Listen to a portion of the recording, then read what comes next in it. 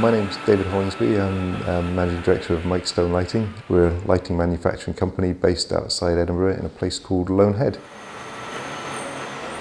We design, manufacture, test, assemble and supply architectural luminaires.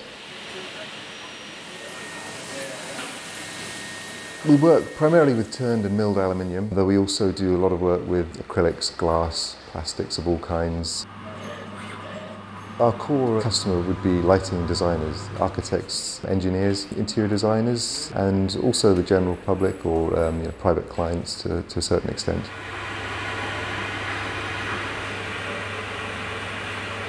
The service we offer is from the vaguest of concepts, a scribble on a bit of paper, to the most detailed specification. We've always done a lot of work in galleries, high-end residential and high-end hospitalities. A little bit of retail, but it tends to be the feature pieces we do. Small quantities aren't a problem. Specials, bespoke items, I can adapt what we've got or we can start from scratch. Our whole approach, though, has really been gleaned from listening to our customers along the way, primarily lighting designers and what they expect.